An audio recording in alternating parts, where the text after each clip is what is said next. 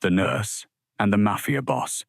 A faint mechanical click broke the silence inside Gabriel Moretti's bedroom. Nurse Maria Brooks froze beside the bed. For 3 weeks, she had chased that sound through her memory, half convinced she had imagined it. Now it came again, small and deliberate, rising from somewhere beneath the custom medical mattress where the most feared man in New York lay drugged and helpless. She pressed her ear against the pale gray fabric. Beneath it, tiny motors were moving. Maria reached into a leather bag, drew out the surgical blade she carried for emergencies, and cut the mattress open. What she found did not belong in any hospital in the world. Dozens of microneedles, transparent tubes filled with colorless liquid. A concealed electronic network, wired and waiting, built to inject poison into a sleeping man's spine, drop by careful drop, until the doctors declared him beyond saving. The accident, 3 months ago, had not destroyed Gabriel Moretti's future. Someone inside his own home had been doing that instead, slowly, every single night. Before we begin, tell us in the comments where you are watching from tonight. Now, let me take you back to the beginning. Snow pressed against the iron gates of the Moretti estate, burying the gardens, the stone statues, and the armored vehicles beneath a cold white silence. Beyond the frozen lawns, the mansion stayed awake long after midnight, its windows glowing yellow against the storm. 3 months had passed since Gabriel Moretti's convoy was crushed beneath a jackknifed truck on an icy highway outside New York. 3 vehicles had been reduced to twisted metal in seconds. 2 of his men had died at the scene. Gabriel had survived, but the consequences of that night still ruled every room he entered. At 41, Gabriel had once been a man whose presence could silence a crowded boardroom before he spoke a single word. He stood well over 6 feet, broad through the shoulders, his black hair cut short at the sides, his beard trimmed close to sharpen the hard angles of his face. A pale scar now crossed his left temple and disappeared beneath his hairline, the only mark the crash had left where others could see it. The rest of the damage lived below his waist, where the strength that had once defined his body had gone quiet. He had walked away from broken ribs, internal bleeding, and hours trapped inside crushed steel. But the specialists who examined him afterward all delivered the same verdict, one after another, in the same careful and hopeless voice. The damage to his spinal cord and the nerves surrounding it was too severe. No operation could reverse it. Gabriel Moretti would never walk again. He accepted the wheelchair without a word of complaint.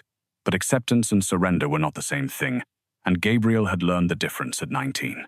During the day, he ruled as he always had. From the library, he conducted meetings, reviewed shipping contracts, questioned accountants until they sweated through their shirts, and issued instructions in the same cold, precise voice that had made him the most powerful crime boss in the city. Over the last decade, he had converted much of his old empire into something the law could not easily touch: ports, logistics firms, hotels, real estate stretching across 3 states. But the men around him understood that his authority did not rest on paperwork. It rested on the certainty that Gabriel Moretti forgot nothing and forgave less. He rarely raised his voice. He had learned young that controlled silence frightened people more than rage ever could. His father had been killed in a gang war when Gabriel was 19, and the lesson had been carved into him that day: never reveal pain in front of a rival, because pain is the door through which they enter. The sudden loss of his legs had hardened that instinct into something almost cruel. He refused pity. He dismissed any servant who tried to help without being asked. He turned away visitors whose eyes lingered too long on the wheelchair. But when night came and the mansion grew still, the discipline began to crack. Burning pain crawled up from his lower spine like something alive. His muscles seized without warning. And by morning he often felt as though someone had crept into the room while he slept and quietly drained the life out of him. Dr. Richard Hale insisted the decline was normal. Hale was 56, tall and narrow, with thinning silver hair, rimless glasses, and the smooth, unbothered expression of a man who had delivered bad news for a living without ever letting it touch him. He had served the Moretti family as private physician for nearly 10 years. He spoke with such measured confidence that even armed men lowered their voices in his presence. The doctor explained it all with patience. Damaged nerves could produce delayed pain, muscle weakness, fatigue, and a slow loss of sensation that climbed over time.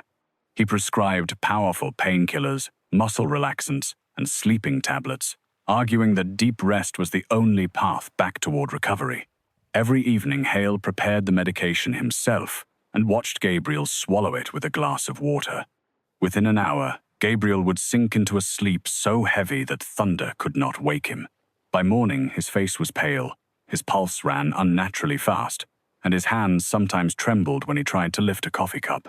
Whenever Gabriel questioned the pattern, Hale reminded him that spinal injuries were unpredictable, and that recovery, if it came at all, would come slowly. Leo Rossi trusted no one but Gabriel, and even he had learned to tolerate the doctor. At 38, Leo was built like a heavyweight who had never quite retired, thick neck, dark brown hair, a nose broken so many times it had healed slightly crooked. A thin line of scar tissue ran from the corner of his mouth to his jaw, giving him a permanent look of restrained suspicion. He had grown up on the same block as Gabriel. Years ago, he had taken a bullet through the shoulder, pulling Gabriel out of an ambush, and after that, the loyalty between them had become something closer to brotherhood. Since the accident, Leo stayed within reach of Gabriel nearly every hour of the day. He inspected the wheelchair. He checked every meal before it reached the table. He controlled who entered the private wing and required even senior guards to surrender their weapons at the bedroom door. No one was permitted to touch Gabriel without permission. No one but Dr. Hale and the nurses the doctor himself had chosen. 3 nurses had already come and gone within 2 months. Each left claiming that Gabriel was too difficult, too demanding, too dangerous to care for. When Hale suggested hiring someone from outside the Moretti network, just for a 1-month contract, Gabriel agreed only because his worsening condition had made basic care impossible to ignore. That was how Maria Brooks came to the estate. She arrived on a grey Monday morning, carrying 1 suitcase and a worn leather medical bag. Maria was 30 years old, short and full-figured, with a soft round face, warm brown skin, and thick dark curls pinned neatly behind her head. Her navy coat fit snugly across her generous frame, and the snow had already melted along her shoulders by the time Leo escorted her through the marble entrance hall. She did not look like the delicate private nurses that wealthy families usually expected.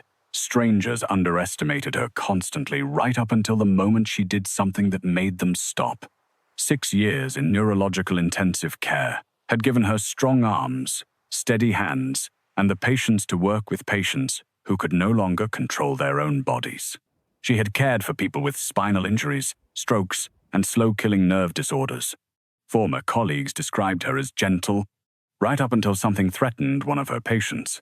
Then she became stubborn, sharp-eyed, and almost impossible to intimidate. Her father had died in a hospital after doctors dismissed his repeated complaints as anxiety. Since that day, Maria had never once ignored a symptom simply because someone with more authority told her it was nothing. She knew wealthy men could be dangerous. She also knew that injured men were still patients, no matter how many armed guards stood outside their doors. Gabriel studied her from behind the wide desk in his library. He wore a charcoal shirt with the sleeves rolled to his forearms, revealing black tattoos that vanished beneath the fabric. His wheelchair was positioned so precisely that it looked less like a medical device and more like a throne. Maria noticed the tension in his shoulders before she noticed the expensive furniture, the 2 guards near the door, or the small cameras tucked into the corners of the ceiling. She noticed that his right hand was clenched white around the armrest, as though he were fighting pain and refusing to admit it existed. "You have 1 month," Gabriel said, his voice low and controlled. "You follow Dr. Hale's instructions. You do not ask questions about my business. And you do not touch anything in this house that does not concern my treatment." Maria met his gaze without challenge and without fear. "I only ask questions about my patient," she replied. "Sometimes those are the questions people like the least." Leo glanced at her sharply, expecting Gabriel to end the interview on the spot. Instead, Gabriel stared at her for several long seconds and then told her to begin. She spent the first day the way she always did, learning the body in front of her. She examined the medical reports, tested his reflexes, measured the muscle loss, watched how his body answered when it was asked to move. His legs were visibly thinner than the rest of him, but the pattern of weakness troubled her from the very first hour. Some muscles reacted more strongly than the records claimed they should. Others failed without reason, as though a signal had simply been cut somewhere along the line. She guided him through slow, assisted exercises, supporting the weight of his knee, asking him to imagine lifting his foot. Gabriel hated every second of it. Sweat gathered along his forehead. His jaw tightened. Beneath his silence burned the humiliation of a body that refused a command his mind had already given. Maria did not praise him like a child, and she did not soften her voice with pity. She simply adjusted her grip and told him to try again. That directness unsettled him, but it was also, she suspected, the reason he did not order her out of the room. By late afternoon, she had noticed the thing that would keep her awake for weeks. Gabriel reported numbness and weakness throughout the day, but the severe, burning pain appeared only at night. His morning records showed a racing pulse, unnatural exhaustion, and worsening muscle control. Yet by early evening, several of those symptoms eased on their own. When she raised it with Dr. Hale, he dismissed it smoothly. The medication cycle, he explained, combined with long hours of bed rest, accounted for the swings. Maria listened politely. His answer did not satisfy her. That evening, she watched him place 4 tablets into Gabriel's palm, 2 more than the medication chart called for. When she asked about it, Hale said the dosage had been adjusted recently and that the updated orders would arrive in the morning.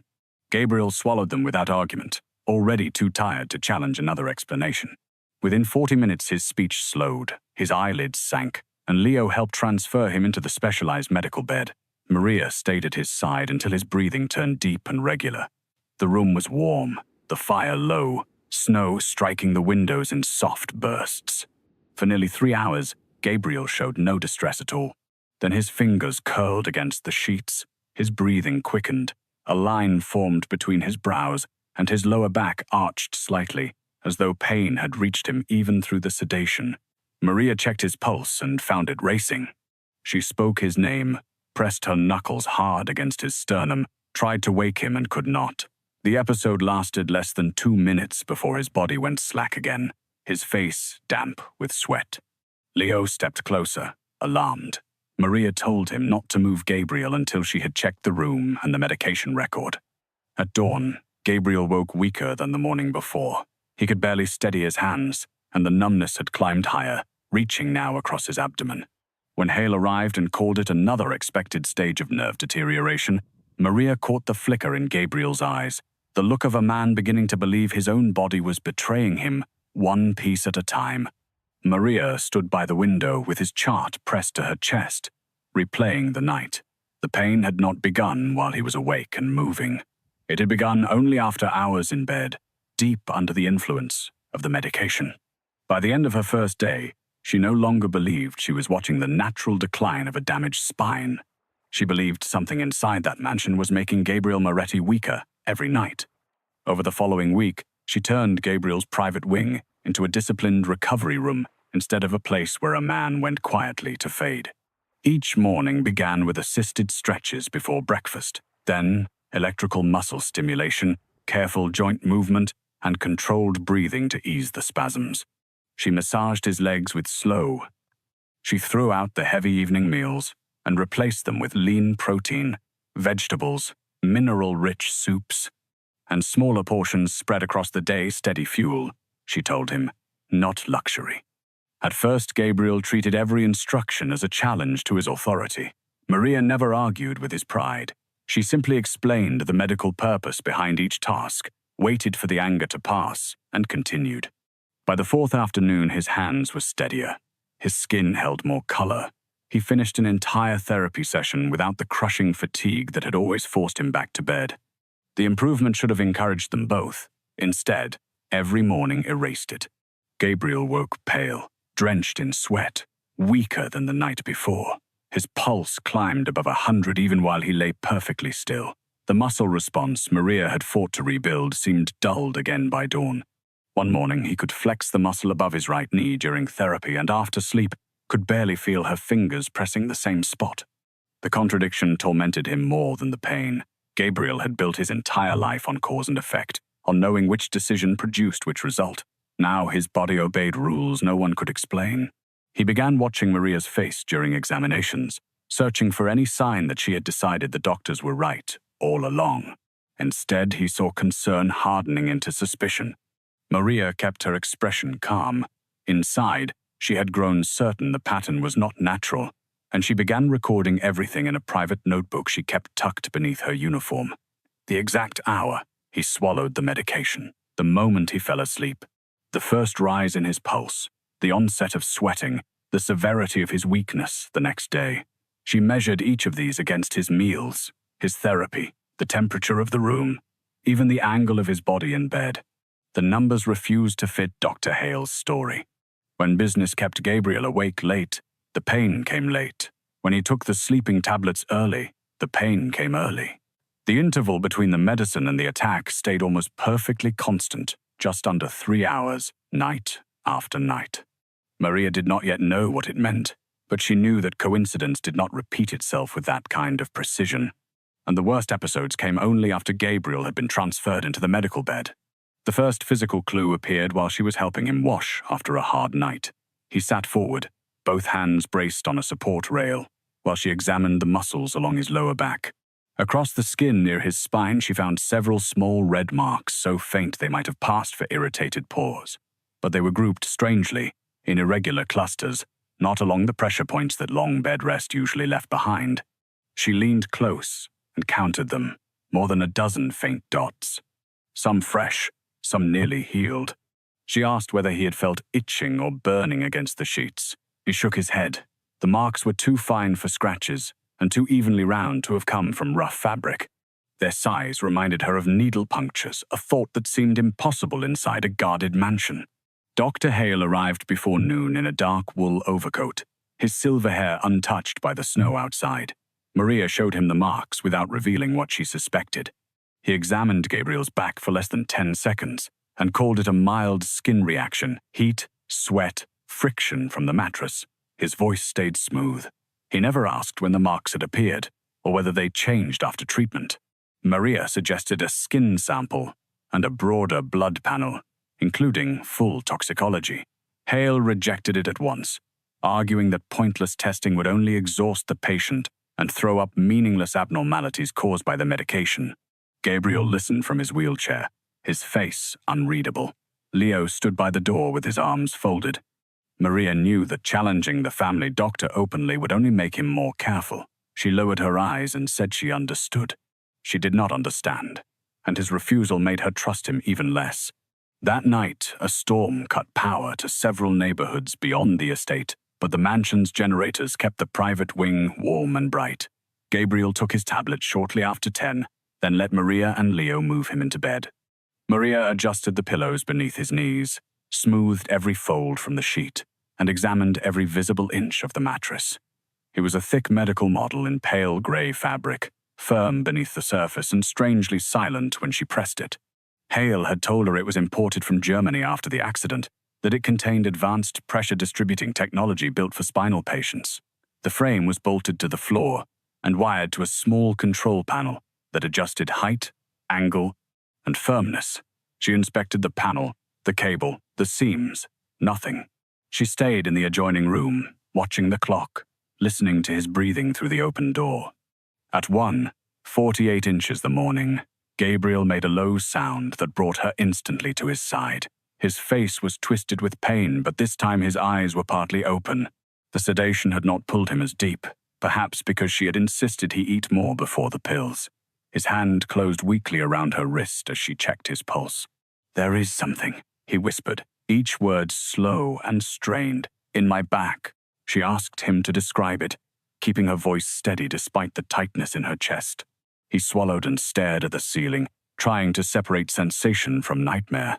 "It feels like something is pressing into me," he said. "No, not pressing, piercing. Every night, something stabbing into my back while I sleep." A moment later, his eyes closed and his grip loosened.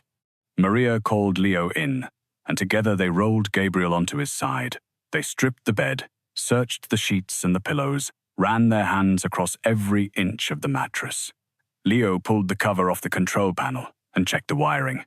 Nothing looked damaged, nothing altered. Maria pressed hard along the surface, expecting a ridge, a sharp edge, a mechanical fault. The material stayed smooth. She lifted the corners as far as the frame allowed and found only sealed fabric and a heavy base. When Hale arrived in the morning, he seemed irritated by the disturbance and repeated that the mattress was a premium German model built for neurological injuries. He warned Maria not to damage it, claiming a replacement would take weeks.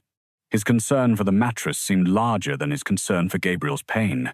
She noticed that. She would remember it. From that night on, Maria stopped sleeping properly. She recorded each episode with the accuracy of a laboratory technician, and the pattern grew impossible to deny.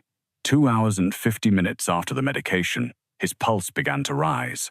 Within 10 more minutes, his fingers tightened, sweat gathered at his neck, and by morning the faint punctures on his back stood out more clearly than the day before. She changed his meal, altered his therapy, lowered the temperature, used fresh bedding. None of it moved the timing. The pain always came after he had been unconscious in that bed for almost exactly 3 hours. She still had no proof, but she had stopped believing the answer lived in Gabriel's damaged nerves. It was somewhere much closer, hidden beneath him, while he slept. Across the city, high above Manhattan in a private office overlooking the frozen river, Dr. Hale stood before a man whose face the darkness kept hidden. The figure was broad-shouldered, dressed in an immaculate black suit, one hand resting on the polished edge of a desk. His voice carried the quiet impatience of someone used to obedience and unafraid of consequences. Hale explained that the nurse had begun asking questions, and that Gabriel's condition was declining more slowly than it should, that her treatment was interfering. The man stepped forward. The city lights caught the hard line of his mouth, but never enough to show his face. Then increase the pressure, he said. Do not let Gabriel Moretti live to see the spring. Hale lowered his head in agreement, but for the first time since the plan began, something moved behind his calm expression that had not been there before. It was fear. The first week of February brought freezing rain to New York, coating the roads in black ice and driving the city's emergency services into constant motion. Inside the estate, Maria no longer trusted coincidence at all. Gabriel never declined while he was awake. His strength failed only after hours inside that bed, always after the medication Hale swore was essential. She had searched every visible part of the room, questioned every routine, replayed every detail until exhaustion blurred the edges of her thinking. One fact would not go away. Something happened while Gabriel slept. Something that left no trace but tiny punctures, unbearable pain, and a body weakening with mathematical precision. She had stopped trying to convince anyone else.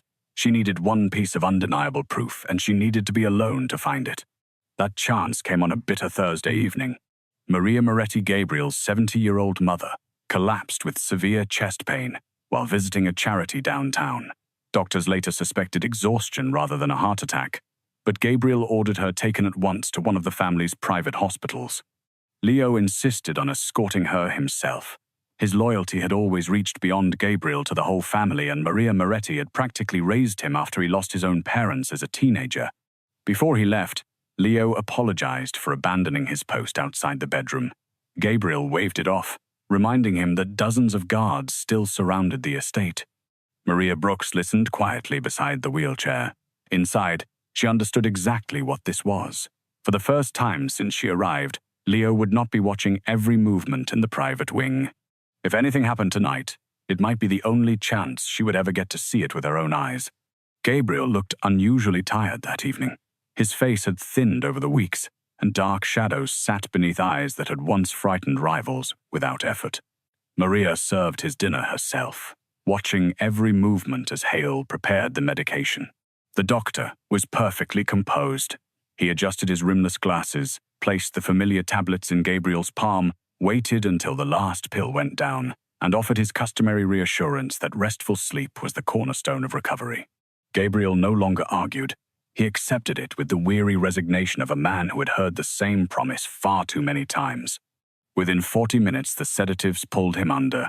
His speech slurred, his eyes closed, and Maria helped move him onto the imported mattress. Then, instead of going to her room, she prepared for a vigil. She brewed strong black coffee, switched off every unnecessary light, and settled into the chair by the window with her notebook on her lap. Outside, Snow drifted across the gardens while security patrols moved beneath the floodlights in slow, predictable loops. Inside the bedroom, there was nothing but the rhythm of Gabriel's breathing. Every 30 minutes, she checked his pulse, examined his pupils with a penlight, inspected the faint marks along his back without waking him. 2 hours passed, then 15 minutes more. Fatigue crept behind her eyes, but she forced herself to stay sharp. If the pattern held, it was almost time. At precisely 2 in the morning, the silence broke. It was so faint that another person might have blamed it on old wood settling in the cold. A tiny metallic click somewhere beneath the bed, then silence again. Maria went still. Several seconds later it came again, sharper, now followed by the faintest vibration through the floor. Her pulse surged. She knelt beside the bed and pressed her ear to the side of the mattress. At first, only his breathing. Then, deep inside the mattress itself, a steady mechanical rhythm. Click, pause, a soft electric hum. Click, pause, hum. It repeated with unnatural precision, like a miniature motor working through a programmed sequence. It was not coming from the adjustable frame. It was coming from inside the mattress. Every instinct told her she had only seconds. She slid one arm beneath his shoulders and the other beneath his knees, but his unconscious body was far too heavy to lift alone. She unlocked the wheelchair brakes instead, transferred him with practiced efficiency despite the strain on her own back, and rolled him toward a secondary examination bed against the opposite wall. Gabriel never opened his eyes. His breathing stayed deep and unnaturally slow, far deeper than ordinary sleep should allow. That was when she understood the full shape of it. The medication was not merely helping him rest. It was keeping him incapable of reacting to whatever happened in the dark. She hurried back, opened her bag, and took out the surgical knife she carried for emergencies. The imported fabric resisted, then gave way as the blade sliced a long, deliberate tear through the outer cover. She expected foam, springs, pressure support. Instead, she found something that should never have existed inside a medical mattress. Beneath the padding lay an intricate mechanical assembly built with astonishing precision. Thin metal rails crisscrossed the surface, holding dozens of transparent microtubes filled with nearly colorless liquid. Each tube connected to a syringe no larger than her little finger. Beneath every syringe rested an impossibly fine needle, mounted on a miniature electric actuator. Delicate wiring tied the whole structure into a concealed network, hidden under insulating material designed to defeat any casual inspection. Maria's hands shook as she stared at it. Whoever built this possessed advanced medical and mechanical knowledge both. The needles were positioned exactly where they would meet Gabriel's spine once he lay in his usual sleeping position. A compact receiver blinked with a tiny green light. It had just taken a wireless signal. Before she could move, the mechanism activated again. The motors whispered, almost silently, as several needles rose through microscopic slits cut into the upper layers. They emerged so slowly that no sleeping person could ever have felt them. Had Gabriel still been lying there, each one would have passed through the fabric, pierced the skin, and slid into the muscles around his damaged spine with terrible accuracy. She watched, sick with horror, as the syringes compressed one after another. Each delivered only a minute quantity of fluid almost invisible even at close range. The dose was extraordinarily small, far below what a routine blood screen would ever catch. And that was the genius of it, in the most monstrous possible sense. A patient already diagnosed with severe spinal trauma would be expected to deteriorate. Tiny, repeated doses of a neurotoxin could quietly accelerate that decline, while every symptom matched the original injury perfectly. The actuators reversed. The needles slipped back beneath the surface. The syringes reset. Within seconds, the mattress looked ordinary again, a plain gray rectangle that no one examining its exterior would ever suspect. Everything that had tormented Maria since the day she arrived fell into place. The punctures, the exact 3-hour interval, the impossible exhaustion every morning. Even Gabriel's whispered words, "something stabbing my back while I sleep now," carried a horrifying clarity. The sleeping tablets had never been about relieving pain. They contained sedatives strong enough to hold him unconscious while the machine did its work. The accident had not condemned Gabriel Moretti to paralysis. Someone had taken a partial spinal injury and turned it into a slow execution, poisoning him night after night. while convincing the world's best specialists they were watching the natural progression of an incurable wound. She was no longer investigating medical negligence. She had uncovered a meticulously engineered assassination. The bedroom door opened before she could reach the telephone. The brass handle turned slowly, without urgency, as though the visitor expected no surprise on the other side. "Doctor," Richard Hale stepped calmly into the room, in a dark overcoat over his tailored suit, his silver hair perfectly combed despite the hour. The same expressionless composure rested on his narrow face. In his right hand, held loosely against his leg, was a compact black remote control no larger than a phone, its single green light still glowing. His eyes drifted from the torn mattress to the exposed mechanism, and finally settled on Maria without the slightest trace of panic. He did not ask what she had found. He already knew. After several long seconds of silence, he sighed, almost with regret.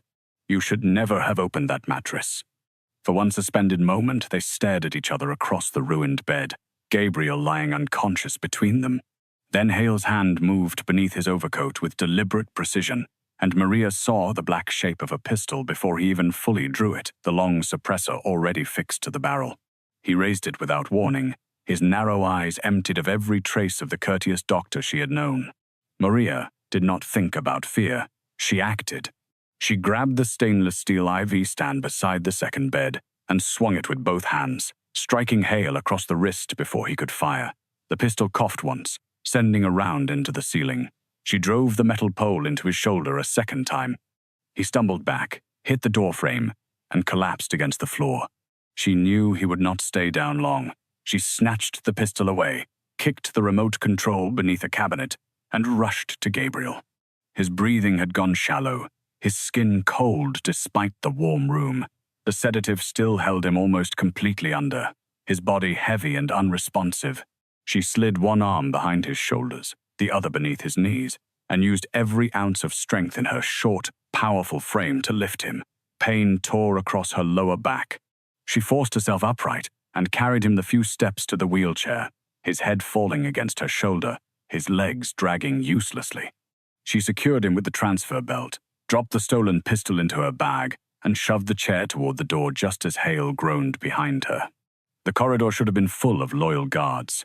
The first two men she saw did not react with surprise at all when they noticed the unconscious Gabriel. They exchanged a brief glance and reached for their weapons. Both wore the black uniforms of Moretti security, but their movements were wrong. Loyal guards always addressed Gabriel before approaching his chair, even in an emergency.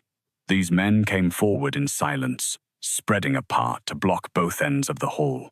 Maria understood at once. Hale had not acted alone. She reversed the wheelchair, rammed back through the bedroom door, and locked it as suppressed rounds thudded into the wood. Gabriel stirred weakly at the sound, his eyelids fluttering without fully opening. She bent close and said his name again, not because she expected an answer, but because she needed him to know that someone was still fighting for him. A heavy blow struck the door from outside. She looked around the room and remembered the architectural plan Leo had once shown her during a security briefing. Like many old estates built in times of war and unrest, the mansion held service passages hidden behind walls and bookcases. Gabriel's wing had one concealed route leading down to a corridor near an underground emergency facility. She had never used it, but she remembered Leo pointing to a carved panel beside the fireplace. She pushed the chair across the room, pressed the central rose of the wooden design, and heard a lock release inside the wall. A narrow doorway opened into darkness. The bedroom door splintered behind her, just as she forced Gabriel's chair into the passage and pulled the panel shut. The corridor beyond was barely wide enough for the wheelchair. Old stone pressed close on both sides, and dim emergency lights cast weak yellow circles on the floor. She pushed with both hands, her breath ragged, as the passage sloped downward. Behind them, the panel crashed open. Voices echoed through the tunnel, followed by running footsteps. Gabriel opened his eyes, though his gaze would not focus. "Leo," he whispered. Maria told him Leo was away with his mother, and that the men chasing them wore Moretti uniforms. For the first time since she had met him, something deeper than physical pain crossed his face. It was betrayal. He had built his entire security around loyalty, tested every guard, trusted Leo to burn out any weakness. Now, someone had placed killers inside the walls of his own home. Elsewhere in the mansion, the traitor's orders spread through the secure radios. Interior checkpoints were sealed. Surveillance feeds were redirected. Armed insiders began hunting Maria under a lie that she had attacked Gabriel and kidnapped him.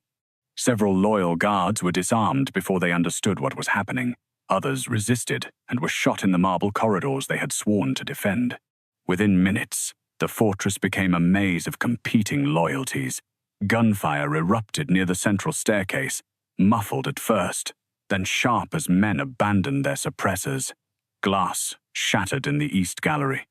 Emergency lights flashed red across the portraits of generations of Morettis, while the estate's automated doors locked and unlocked under conflicting commands. Maria reached the end of the passage and found a steel door marked with a small red cross. Gabriel's hand trembled as he lifted it toward the keypad, but he lacked the strength to enter the code. She pressed his finger to the biometric scanner instead. After a tense second, the lock released. The hidden emergency room beyond had been built for exactly the kind of crisis that powerful men fear but rarely admit could happen. A surgical bed, oxygen tanks, cardiac monitors, emergency medications, refrigerated blood, and a compact laboratory station. She pushed Gabriel inside, sealed the door, and transferred him onto the bed. His pulse had turned dangerously irregular. His breathing slowed further as the sedative and the accumulated toxin overwhelmed his weakened nervous system. She worked without hesitation.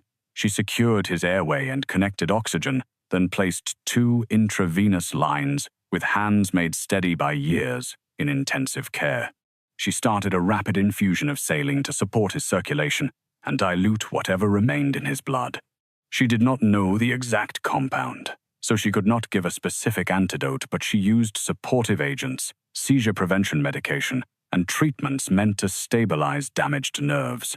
She preserved blood, urine, and tissue in labeled sterile containers, knowing those samples might be the only proof left if they lived through the night.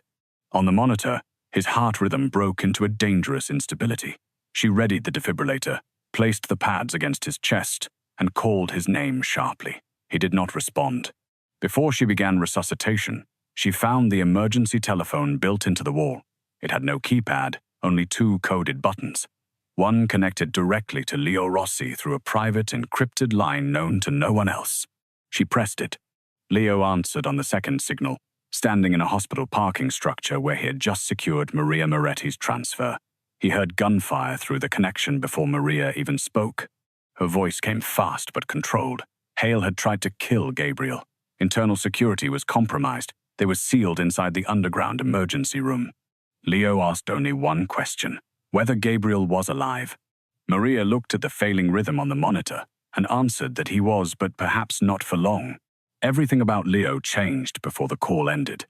He ordered Maria Moretti placed under the protection of 2 men he had trusted since childhood, then reached out to the small inner circle of guards whose loyalty had been tested far beyond money. Older men, disciplined, personally indebted to Gabriel for saving their families, their careers, their lives. He refused to touch the main security channels, knowing they were compromised, and gathered his people through private codes instead.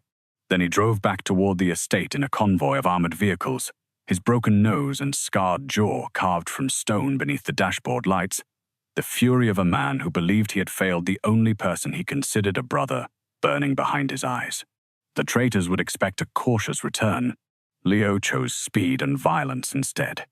The gates of the Moretti estate erupted under gunfire as his convoy arrived. Loyal guards outside the inner perimeter recognized his emergency signal and joined him, while infiltrators opened fire from the guard posts and upper windows. Armored vehicles crashed through the secondary barrier as his men advanced through the snow. The mansion became a battlefield.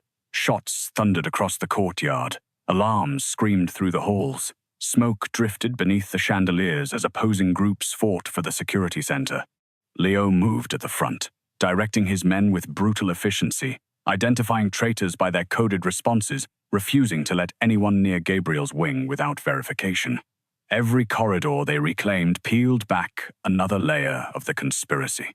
Below them, Maria was fighting a different war. Gabriel's heart stopped. The monitor flattened into a single continuous tone, and his body went still beneath the harsh lights. She began chest compressions, driving her full weight down to push blood through his failing body. She injected emergency medication, ventilated him, and charged the defibrillator while explosions shook dust from the ceiling. "You are not dying here," she told him, though she did not know whether he could hear her. The first shock lifted his body from the bed and failed to restore a rhythm. She resumed compressions, counting under her breath, and delivered a second shock. The monitor flickered, then produced a weak, uneven pulse. Gunfire continued above her as Leo's forces pushed deeper into the house. She stayed at Gabriel's side, adjusting medications, supporting his breathing, tracking every neurological response she could still find. His heart remained unstable, his blood pressure dangerously low, the toxin pushing his already injured nervous system toward collapse. But he was alive. She placed one hand over his cold fingers while the other adjusted the infusion rate. Beyond the steel door, footsteps and distant gunfire drew closer. She did not know whether the men approaching were Leo's loyal guards or the traitors coming to finish what the Mattress had begun.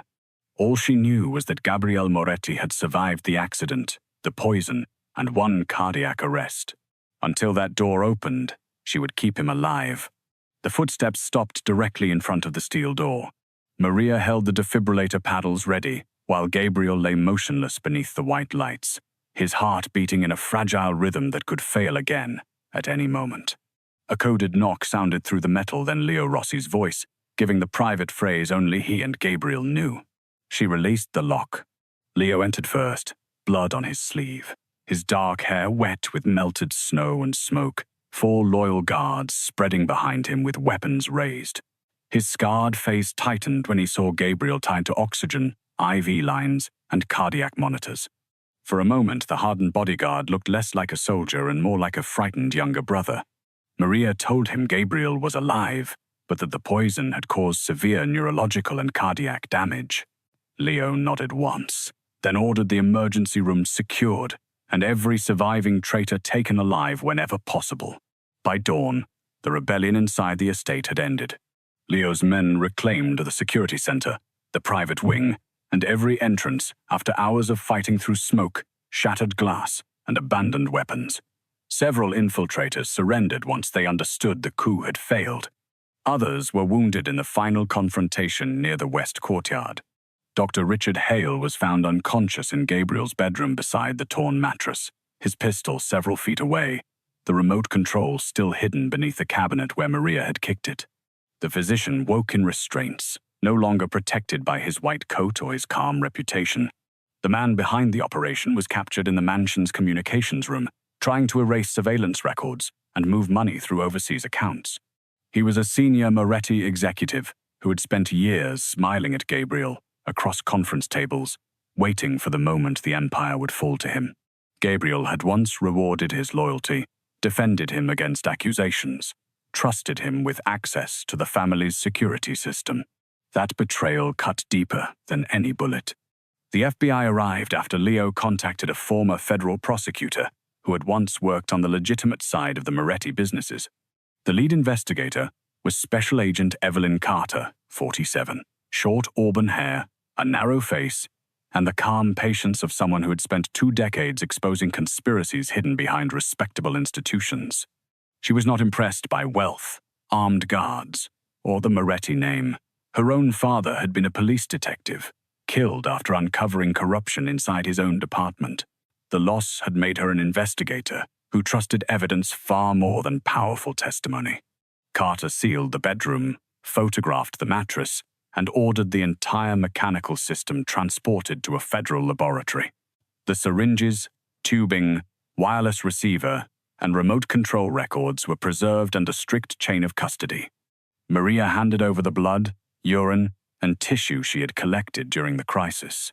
Those samples became the first clear proof that Gabriel's decline had never been caused by the accident alone. The laboratory findings revealed a conspiracy more precise than anyone had imagined. The crash 3 months earlier had damaged Gabriel's lower spinal cord and several peripheral nerves, but the injury had been incomplete. The original scans showed swelling, compression, and partial loss of function, not total destruction. With surgery, therapy, and time, he might have regained meaningful movement. Instead, the hidden device had injected a synthetic, neurotoxic compound into the muscles around his spine, night after night. The substance disrupted nerve signaling, weakened muscle control, produced burning pain, and created symptoms that looked exactly like progressive spinal failure. Each dose had been too small for routine toxicology to catch, but the cumulative effect had been dragging him steadily toward permanent paralysis and death. Hale had altered the medication records, added powerful sedatives to the sleeping tablets, and falsified reports so that outside specialists would accept the decline as natural. The data stored in the remote control recorded the time and dosage of every single injection, tying Hale directly to the device. Faced with the evidence, his composure finally collapsed. He confessed that the executive had paid him through shell companies and threatened to expose years of illegal medical practice if he refused. The explanation earned him no mercy. The FBI arrested both men on charges of attempted murder, conspiracy, evidence tampering, and organized financial crimes. Gabriel listened to the news from a private neurological hospital, under constant protection and the care of specialists chosen with no connection to the Moretti organization. He showed no satisfaction when Leo told him the traitors were in custody. The victory felt distant against the damage already done. His body had been poisoned for 3 months. His nerves barely responded. No physician would promise he would ever walk again. For the first time in his life, Gabriel Moretti could not command the future into obedience. Maria stayed with him through the detoxification. The first 2 weeks were brutal. His blood pressure rose and crashed without warning. His muscles spasmed, and the burning pain grew worse as the toxin slowly left his system. Some nights he begged for stronger sedatives. Maria refused to let fear pull him back into unconscious dependence. She stayed through the worst of the attacks, guiding his breathing, reminding him that pain now meant his nervous system was still capable of sending signals at all. During therapy, she demanded that he attempt every motion himself before she helped. Gabriel often turned angry not at her, but at the humiliation of failing to move even one toe. She never answered anger with pity. Recovery, she told him, was not a battle won through authority, but through thousands of small efforts no one else would ever see. The first real movement came 6 weeks after the night of the attack. Gabriel lay on a therapy table while she tested the sensation along his right foot. She asked him to bend his toes, expecting another failure. For several seconds, nothing. Then the smallest toe moved. It was barely visible, no more than a tremor beneath the skin, but she saw it. When she asked him to try again, 2 toes curled weakly toward the sole. He did not celebrate. He closed his eyes and covered his face with one hand, overwhelmed by a relief he had not allowed himself to imagine. Progress came slowly after that. He learned to sit upright, then to lock his knees beneath the parallel bars. The first time the therapists lifted him into a standing frame, sweat poured down his face, and his legs trembled violently, but they held him for 6 seconds. The next day, 9 weeks later, he stood with a walker, while Maria stayed close enough to catch him and refused to hold his weight. He hated the slowness of it, hated how vulnerable he felt in front of others. And every single morning, he returned. The man who had once ruled New York through fear now measured victory in inches. By early spring, the last snow had melted from the Moretti gardens. New leaves appeared along the hedges. Pale flowers pushed up through the dark soil beside the stone paths. Gabriel stood at the garden entrance with a cane in one hand, Leo a few steps behind him. Maria waited near the fountain, her dark curls loose around her shoulders, a light blue coat over her full figure. Gabriel took his first step without the walker. His right leg moved stiffly and pain crossed his face, but he stayed upright. Then he took another. Each step demanded total concentration. Yet the distance between them slowly closed until he reached her on his own. For several seconds, neither of them spoke. Gabriel looked back at the path he had crossed, then at the woman who had refused to accept the death sentence everyone else had believed. "For 3 months, they made me believe my life was over," he said quietly. "You were the only person who dared to question what everyone else accepted as the truth." Maria smiled, though tears brightened her eyes. "I only did my duty as a nurse." Gabriel shook his head. "No, you saved my entire life." He offered her his arm not because he needed her to carry him, but because he wanted her beside him. Maria took it without answering. Together they went on along the garden path beneath the first warm sunlight of spring. moving slowly past the fountain and the waking flowers. His steps were still uneven. The future was still uncertain, but he was walking. There was no proposal, no promise, no attempt to name whatever had grown between them. There was only the quiet image of a man reclaiming his life beside the woman who had refused to let him die. Sometimes God's miracles do not arrive with thunder from heaven. Sometimes they come through an ordinary person who chooses to listen, to question, and to act when everyone else has stopped believing. Gabriel's story reminds us that even when life seems finished, God may still be preparing a new beginning. The person who changes our life may not be the strongest or the most powerful in the room.